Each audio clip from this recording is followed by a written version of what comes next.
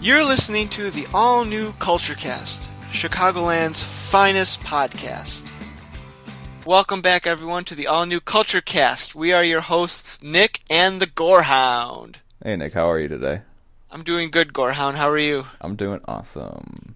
And I just realized when I introduced us like that, we sound like we're a radio show, like a morning talk show, like, you're listening to Nick and the Gorehound on WTMX. We can be whatever we want to be on this podcast because nobody's listening anyways.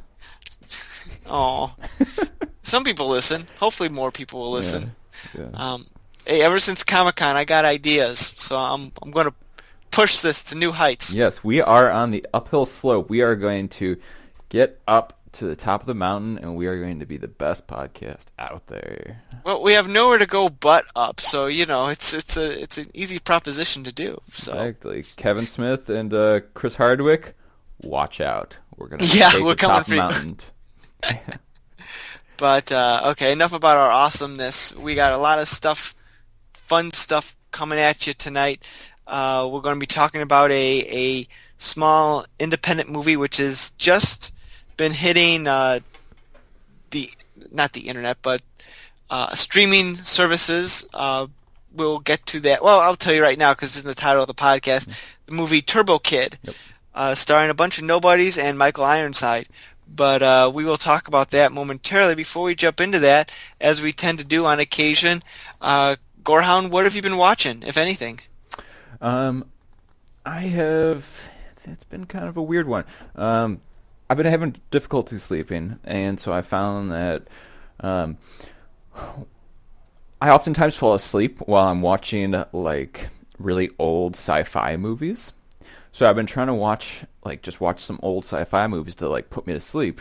But then I started popping in some that like are now starting to keep me awake. And so now I kind of just like want to watch all of these sci-fi movies. Stuff like Forbidden Planet and like old Godzillas. I just love. And so I've been trying to get my hands on a whole bunch of those. So and then it's been catapulting into I really want to see the new Godzilla. I've seen it before. But have you seen it before? The new Godzilla? I haven't. Mm-mm. Oh, well, not much of a Godzilla fan, so I haven't really been going on my way to try to see it. Yeah, I didn't think I was either, but some of my coworkers kind of insulted me. They were like, you claim you like science fiction and horror movies and you've never even seen a Godzilla? Shame on you. And so I've been really watching it. But it won't spoil anything about the new Godzilla, but Godzilla does... You can spoil it, I don't care. Godzilla does this sick tail whip to kill one of the monsters, and it's just like replaying in my mind for like the past few days. It's awesome. So, what have you been watching? Not a whole lot. I've been, trying to. A lot of the shows I like to watch have been are back from their mid-spring hiatus, I guess. So I've been checking that out. Gotham's come back, The Flash, Arrow, those sorts of things I like to watch. So I've been keeping up with those. In terms of movies, not a whole lot. I saw Deadpool a couple weeks back. That was entertaining. Beyond that, no, I haven't really watched anything. This weekend, as of this recording, Batman v Superman comes out, and I have no interest in that movie. I've just... Really? Yeah, I'm sure I'll see it eventually, but I am in no rush to go and see it. I don't care. I don't care. Maybe I'm getting burnt out on superhero movies. I don't know. I just don't care. But no, I'm the opposite. I mean, I really didn't care about Avengers coming out, but I'm actually really looking forward to this just because it seems a lot more serious and I don't know, just a lot more real than the Avengers, where it's like nobody sits down the entire movie. It's just all action. Yeah, and maybe it'll be good like that. I don't know. I guess my enthusiasm wasn't very high, and then when the reviews started coming out, it kind of killed whatever enthusiasm I had, because it's getting awful reviews at the moment. It's a shame. Zach was able to got an ability to see an early screening of it, and his review is very lukewarm at best, Hmm. negative at worst. So, and that kind of uh, I hold Zach's opinion in high regard. For those of you, if this is your first episode, Zach is a contributor for our blog and used to do the podcast back in the day. But Founding member yeah, founding member, yeah. of the He's of the the he's the Zach and Zach of Nick. the Zach and Nick. Yeah. We need to update and change that and reflect it a little bit better, but I haven't figured that out yet. But the uh, all that together, I have no interest in that. I'm more interested in seeing My Big Fat Greek Wedding 2 than I am No, in you're not. Man. Honestly, I honestly am because I know what I'm going to get from that movie, and I could be in the right mindset for it. So it's Oh, there you go. you. But anyway, so that's what's going on my end. All right. But so I don't know if there's anything else. Do you want to jump into Turbo Kid? Really quick, are you looking forward to anything coming out?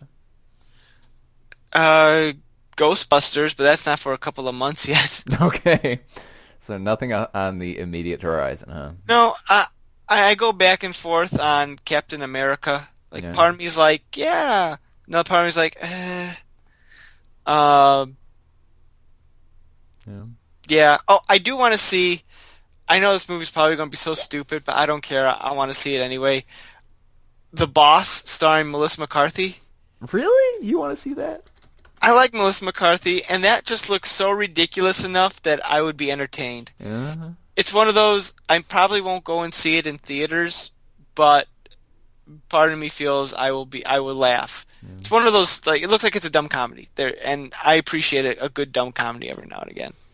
You certainly are not a cookie cutter kind of guy, you know? I am not. I like a wide variety of Yeah. things. I will say, also I'm looking forward to, off topic, but my local movie theater next month at the end of April is replaying the first three Indiana Jones movies in the theater.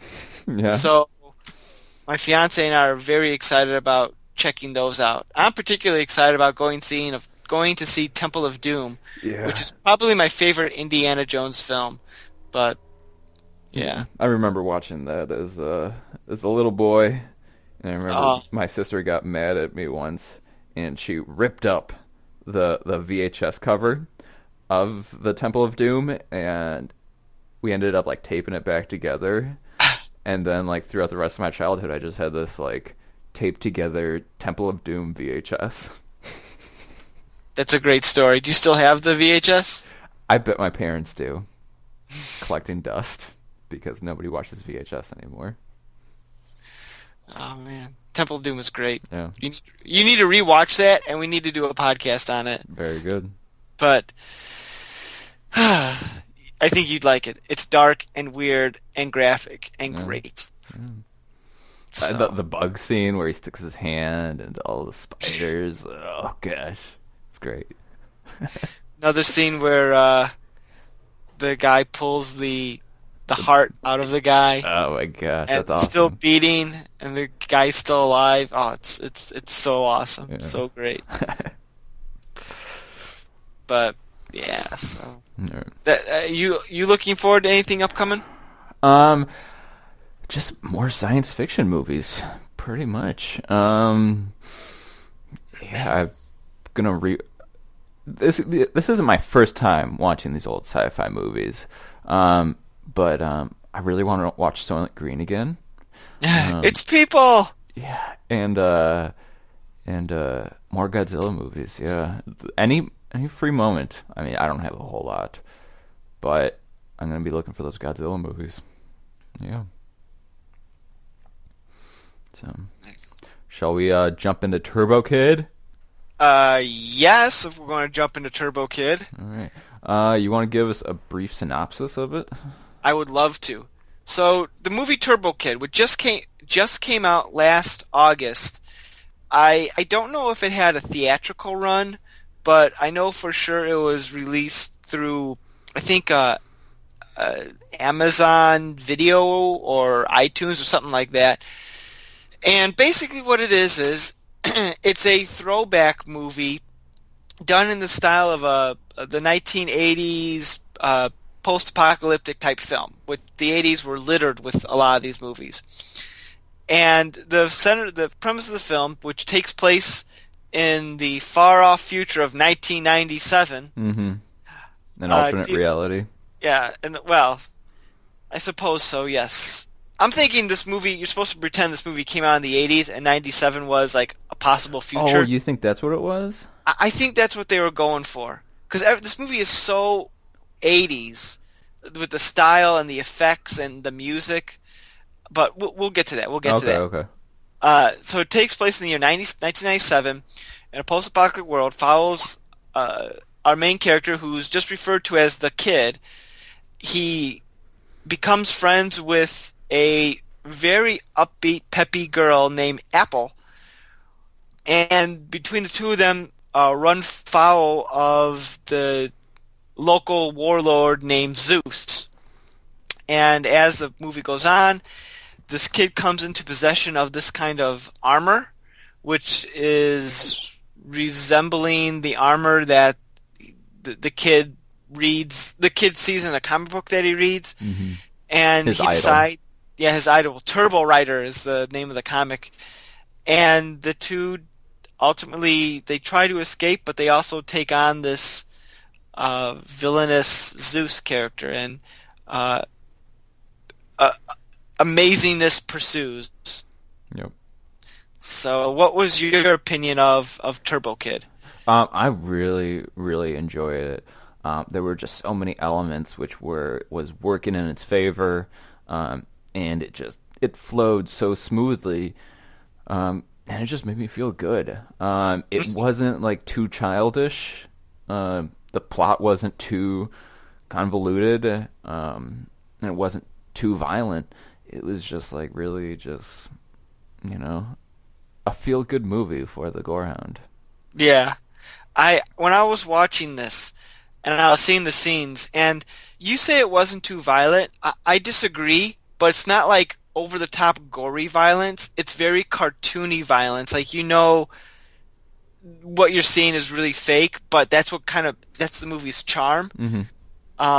I was watching this. I'm like, oh man, the Gorehound's gonna love this. He's gonna Yeah. love like the scene where they have that guy strapped down and his intestines are attached to this sort of this bike pedal thing. Right, it's no holds barred. It's I want to see those intestines get ripped out, and they rip And them you out. do.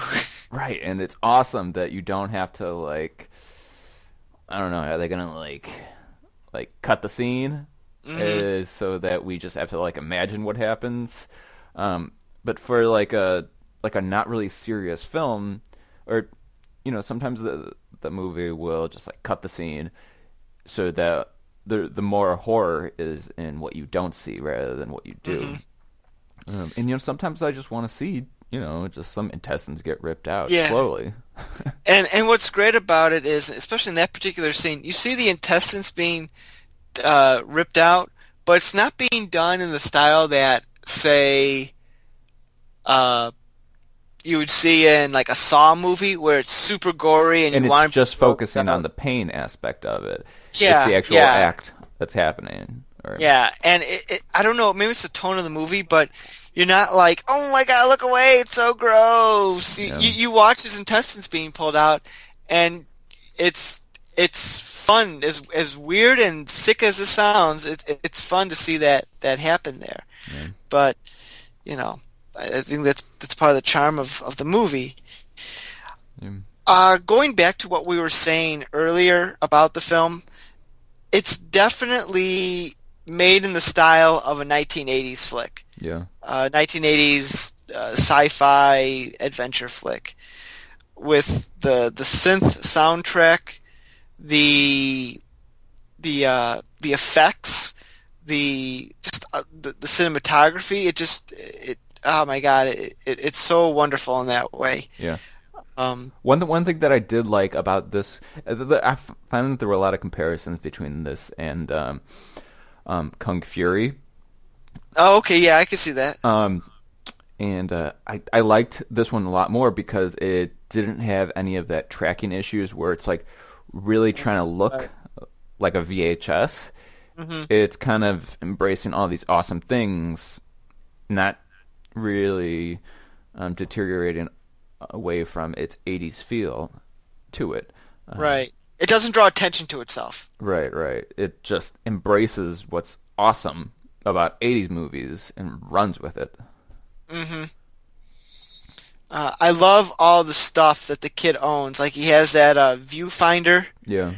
and like it's the little touches in this movie that has that gives it 80s flair. Like at the beginning of the movie when they're doing the opening credits, and he's on the bike and he's doing like the extreme jumps, Oh, which yeah, yeah, that was like great. that's so 80s. That is so 80s. Right, and it just makes you feel good that, like, this is just a good, wholesome kid who's just, you know, trying to embrace this lifestyle or this life where you can see all around him it's, Not great. some kind of dystopia.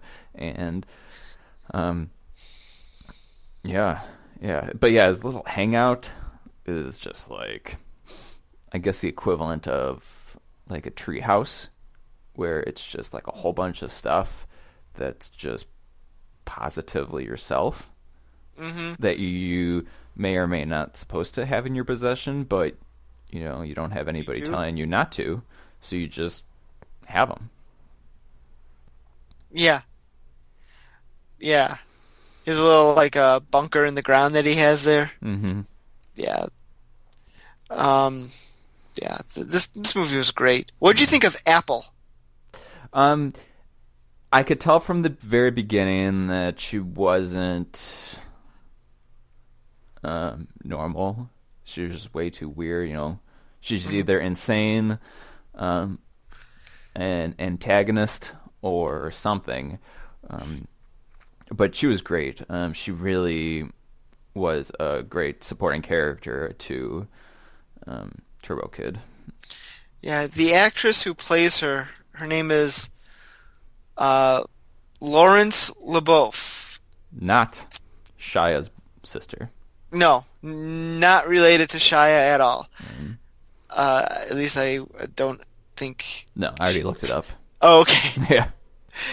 But she plays the character with such optimism Yeah. and such enthusiasm that you can't help but smile anytime she talks or she's in the scene or anytime. And even when things are bad, like when they're in that pit Yeah. to be killed by Zeus's henchmen, she's like so enthusiastic about everything. Like, oh, so what's going to happen now? And Yeah. completely unaware that something is really bad about to happen. She's just super enthusiastic, and it's infectious. It really helps sell the movie. Yeah. Yeah, I was hesitant with her for quite a while until I realized that, she's not, part of the enemy and that, yeah, she can't connect with Turbo Kid and form a long-lasting relationship. We're going to get in some spoilers here, folks. So I was surprised that uh, that she died at the end. Yeah. I was not expecting that. I thought that they would save her and Right off she into the would. sunset. Yeah, yeah, exactly. But they don't, which is sad. But it worked in the movie's favor too. Mm-hmm. So Yeah. but yeah. And then we have Michael Ironside as our antagonist Zeus. Yeah. And Michael Ironside he's pretty much great in everything that he's in. I mean, he plays the same character as with every movie he's in. He's basically playing himself, I believe, at this point. But uh, he having him in the movie, I feel, brings a level of authenticity to this '80s setting because he was uh, such an '80s movie star. Mm-hmm. And he really is the only well-known actor, Right. in the movie. Yeah. Hence his, face being covered on the front of the DVD Yes, covers. his face is huge on the DVD cover. Well, Mm, you need for these independent movies, you need some sort of name star to bring to it, and so yeah, that kind of helped here. Um, yeah. yeah. So there's a lot of cool things. What do you think of the henchman with like the buzzsaw hand, or You mean Skeletron? is that was his name, Skeletron? Yeah.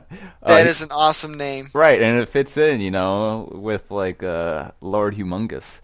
Um, it's just he was a great villain that seemed to have insurmountable strength, and he's just a scary guy where you want to know what's underneath the mask and what's going to stop him.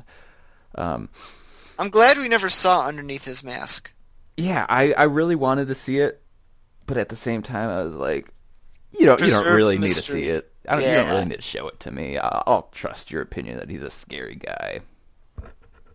But the mask really did a lot to make him a villain, so that we don't really see his expression. So we just assume that he's just 100% evil. He doesn't have to act. I mean, of course he has to act through his body movements and all. But yeah, great villain. I wasn't really a fan of the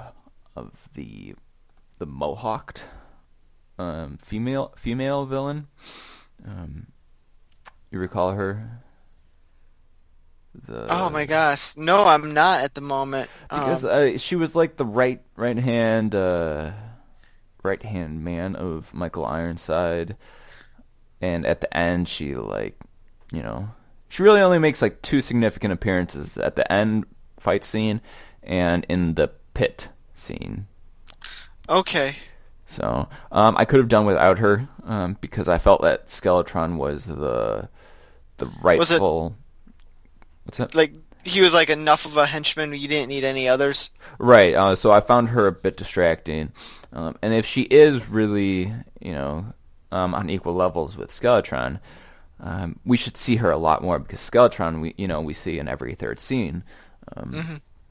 but not her. She kind of drops the ball, I would say.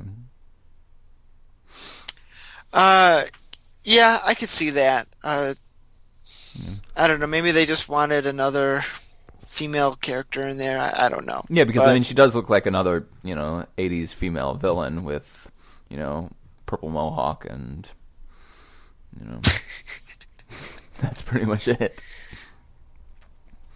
I have to say, when I first heard about this movie back late summer last year, I was so excited about it because it just looked amazing in every way, shape, or form, and I was slowly anticipating, like, when's this coming out on DVD? Is it going to be out on DVD? Is it going to be on in the red box? And I was so happy to learn, and you were the one who told me it, because I was going to watch this movie through other means, that it was on Netflix. Yeah. So I made sure I set aside a whole day. Like, all right, the house is empty.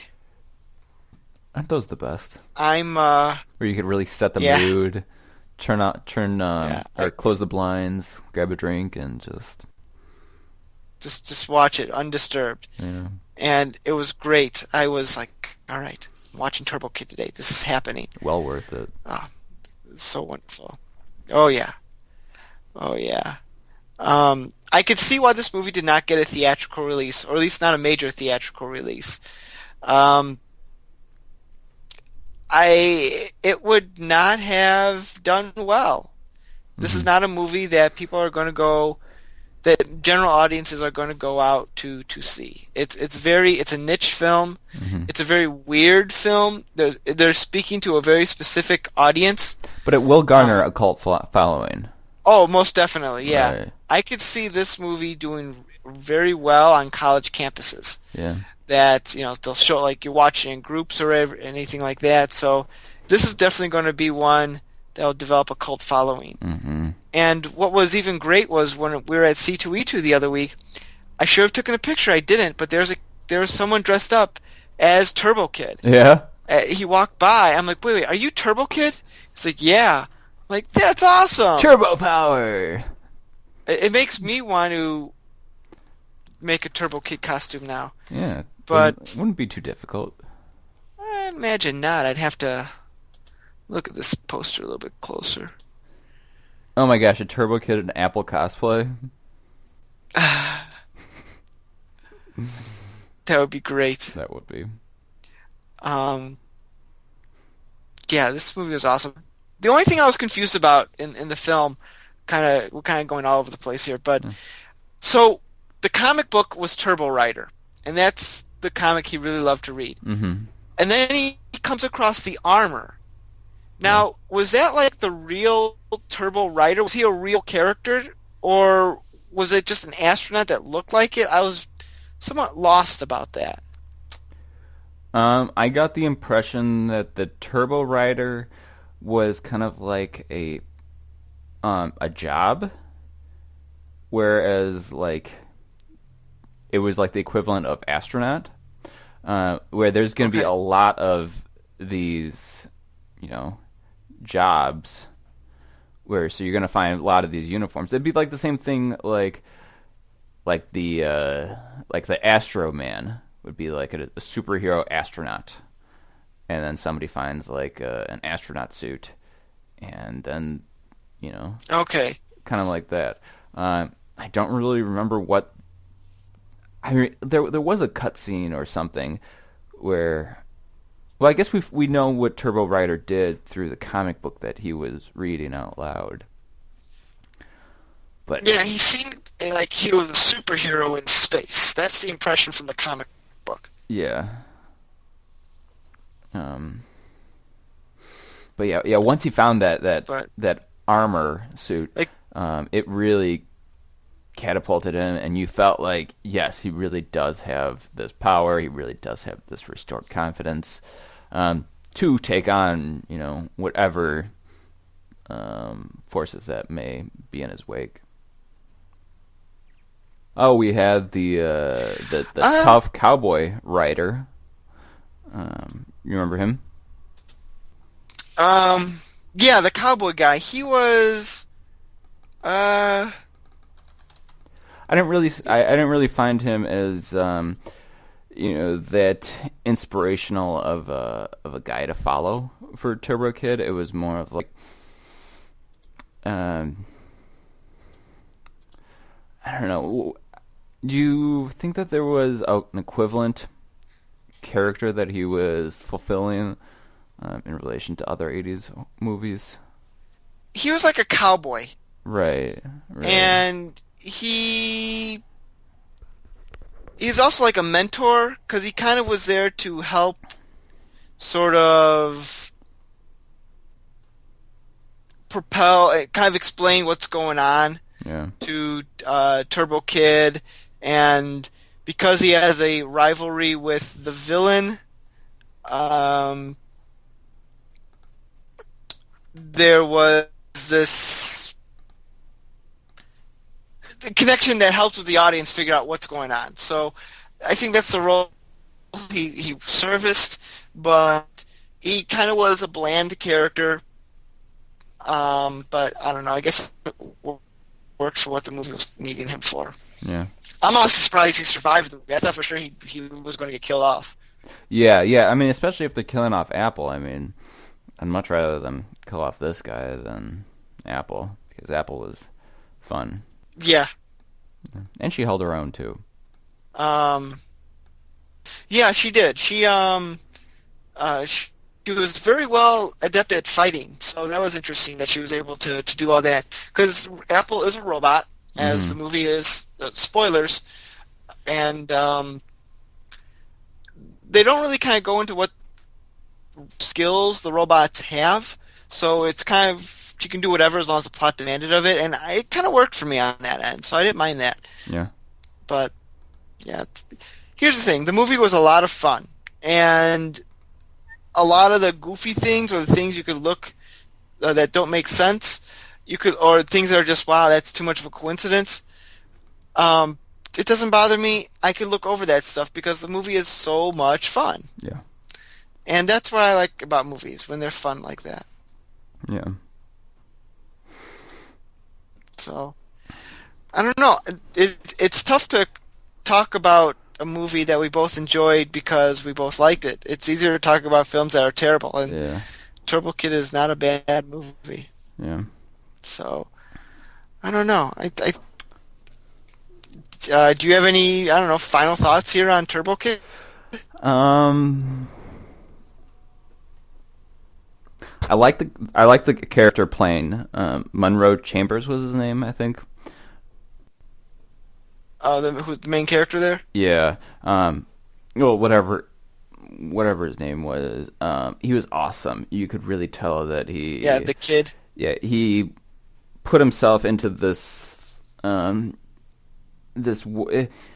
part of the movie that it was great about it was that it was kind of a make-believe world, but still real.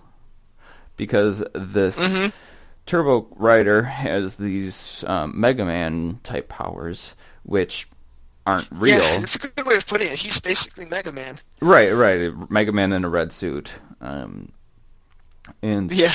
so he's got these Mega Man powers, which aren't real, but, the world is in chaos, and he uses this to, alleviate that. And yeah, so, I wouldn't be surprised if at the end of the movie, he wakes up from a dream and he's in his tree house just dreaming all of this up and living in his comic book. But no. Oh, I would be so pissed if that's the way the movie ended. You're not a fan of that? I would have been so angry. Yeah. I would have been like, fuck you, and I would have canceled my Netflix subscription.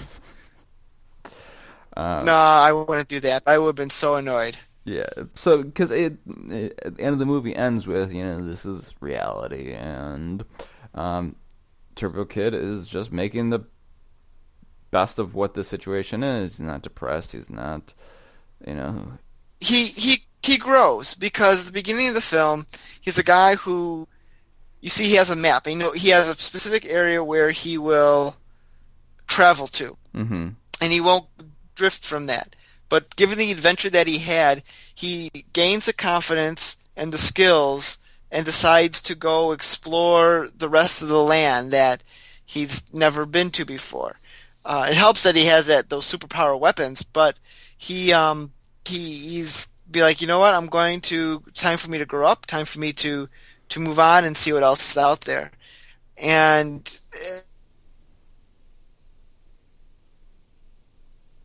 now he does, thanks to Apple, thanks to the Turbo Kid weapons, and it helps that he killed Zeus. So I guess he didn't kill Zeus, but oh no, I guess he does, because he shot the weapon, he shot the explosives at the end there. Right. That killed the other guy. So, would you be open to a sequel? Yes and no. Yes, because I'm interested in this world. No, because I don't think this movie needs a sequel. It's good on its own. And if they do a sequel, that means Apple won't be there. And no Apple, no dice. Yeah, I could see a sequel turning into kind of like a Donnie Darko sequel, where it's just so disconnected, and you would strive to keep all of these elements in it that you just lose everything great about it. No, I agree. Yeah. I agree. Something interesting, I'm just looking at this here, because you don't see this too often. This movie had 3 directors, and it's interesting because anytime you have a movie with more than one director, usually it's meant to be some sort of disaster, because directors have different styles, have different Directions in the way they want to do a movie, and it's not going to sync up. Now, sometimes you have brothers or siblings who direct, like the Wachowskis and the Coen brothers and stuff. But that's different. These are just 3 people. Well, I guess 2 are related, but still, directing a film, you have to have a really good working relationship in order to pull that off, and they did. This film was so smooth in its direction that it worked in every way. I'm sure it helped that they also were the writers, so they were probably plotting the storyboarding it out when they were writing it, so that definitely helps. But it's just interesting because you don't see that too often. When you do, it's usually a disaster piece. Yeah. So, Yeah. would you watch this movie again? Yeah. Yeah, because there's nothing boring about it. I'm sure I wouldn't get anything new out of it, but it is very fun. Mm-hmm. And I would recommend it to other people, because there's a lot of shit out there, and if you're gonna recommend something that somebody might like, why not? So, and I think it has broad appeal. For like a Mad Max audience, it still is fun. For a teen audience, I think it still works well. Yeah, it's like Mad Max for kids, I guess. Right, while still maintaining some Mad Max awesomeness. And I mean, you got the teen audience targeted towards it with having like a teenage guy in it. Yeah, I agree. I also would recommend it to people. Yeah. I would buy this movie. Yeah? Honestly, I would get it on Blu-ray. I'm looking on Amazon right now, and the Blu-rays are so overpriced. Yeah. There's a Turbo Kid unrated, which is $29.59 for a Blu-ray. No, thank you. Yeah. But then again, I really don't. The only movies I like actually buy are like horror movie collections, where there's like 10 horror movies for like $10. So. I'm not one to buy a lot of movies myself, honestly. Yeah. It's rare when I would buy a movie. Yeah, I pretty much buy it if I can't find it, like at the library or the video store or Redbox. That's when I'll buy it. Okay. So. Yeah, I don't know. I like this movie that much that I wouldn't mind having it in my collection. But luckily, it's on Netflix, so I could just watch it on there again and again and again. What did the girl think of it? She didn't watch it. I was home alone that day when I did watch it, so she did get a chance to watch it. I would hope that she would like it. I don't know. Yeah. The Graveyard Queen. She enjoyed it. Very much. I think she liked the girl in it. See, and I think that Apple is the key to this movie. Yeah. Because she brings in, the movie becomes very widespread. She brings in this element that's sweet and pure. Keeps it lighthearted. And there's keeps it lighthearted. There's this like the little romance that happens between the two of them. Mm-hmm. It's very sweet and innocent. It keeps you invested, and I think it could bring in the female audience there, in addition to what might be for the male audience, the violence and the action. Those two elements work seamlessly together. That you're going to be invested in this movie regardless if you're a guy or a girl. This is a film for everyone. Yeah. Yeah.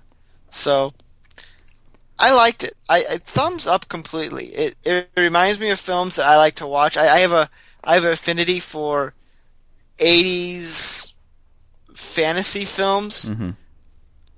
Like things like Krull and The Highlander.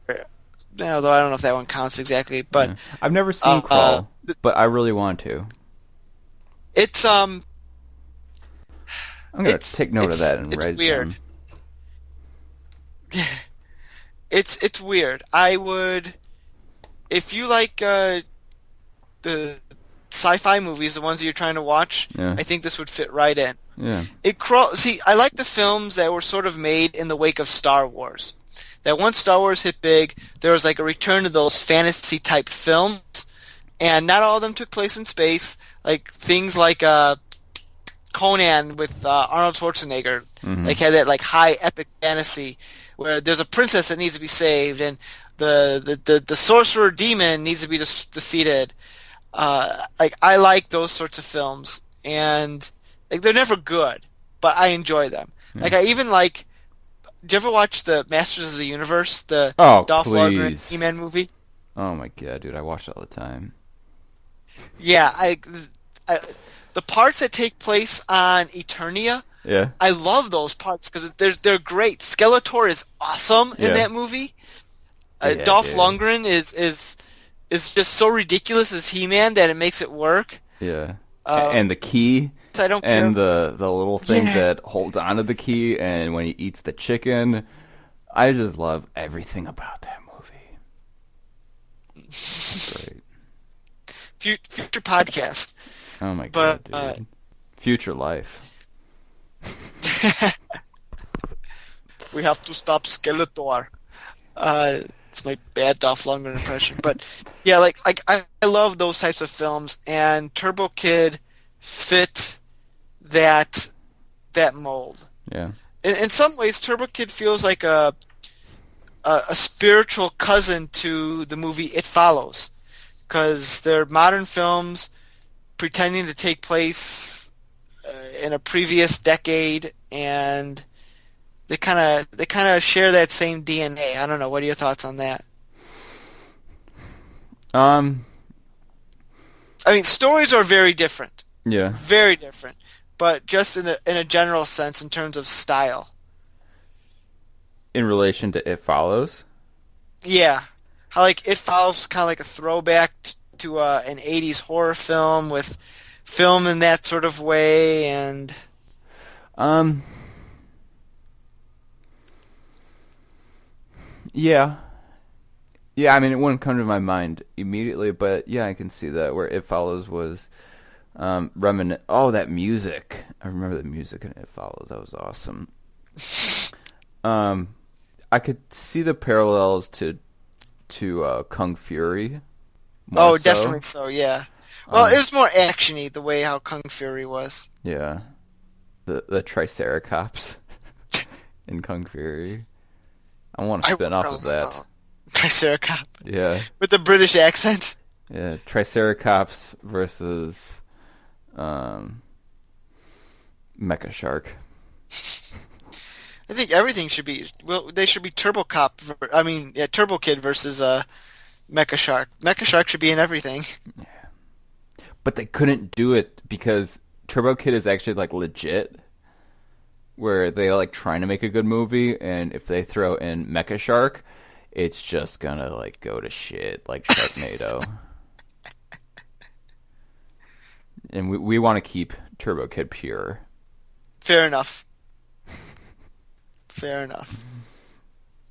So, yeah, I got nothing else on Turbo Kid. I think we've kind of exhausted as much as we could. Given Turbo Kid his due You? respect. Yes. Well, out of the typical question we ask every time we do a movie review, how many out of 5? 4 out of 5. I think I'd give it a 4.5 out of 5. Oh, you love those points, Maybe a huh? 5 out of 5. Yeah, well, because something that doesn't necessarily is a total 4, and it's not a total 5. It Yeah, kind of but falls in Netflix doesn't between. let you do 4.5s. I don't care what Netflix lets me do. I do what I do. I spent a lot of time refining my Netflix profile recommendations, so I try to rate as many movies, and now I think solidly in the, a solid star rating. Okay. Well, then in that case, I would say, depending on my mood, it's going to be either a 4 or a 5. Yeah, So I like the movie that much. yeah, I was anticipating it, and it did not disappoint. yeah. You liked this one more than Kung Fury? Yeah, I would say so, because Kung Fury is just a bunch of crazy stuff. This Yeah. actually had a story, and it had emotion, and you cared about what was happening. Kung Fury is just about, like, look at this funny bit. It's like Yeah. a Family Guy. Look at it. Look at another funny bit. Yeah. Which, don't get me wrong, I like Kung Fury. I thought it was pretty funny, but, it's... Yeah. Yeah. So... Okay, well, I think that's going to do it for us for right now. Gorehound, thanks for being a part of the Turbo Kid episode podcast. All Thank you. right. I'm going back to our news morning radio talk show ambitions. I You've don't been mind. listening to Nick and the Gorehound on the all new CultureCast, WKML 45.1. I just made I that like radio it. station up. I can roll with that. I don't think you can go that far down on the dial, 45.1. Just probably static. But No, we could go so, 66.6. no, that'd be terrible. That's the work of the devil. The devil's inside you. Well, we could do So 99.9, but I think that's a country station. it might be. We can do country, right? Nick of the Gorehound, talking country. Yeah. Oh yeah. It wouldn't last very And long. 99. All right. Enough of this tomfoolery. So, Mm. thanks for joining me, and we'll be back at you next week with a brand new episode, everyone. Talk to you then. You've been listening to the all-new CultureCast, where every episode is all new. Check out our blog, Zach and Nick's CultureCast, at znculturecast.wordpress.com, and find us on social media. Send us an email at nick.culturecast@gmail.com. We'd love to hear your feedback, comments, and requests. Theme music by bensound.com. The all-new CultureCast, a saltwater production, copyright 2015.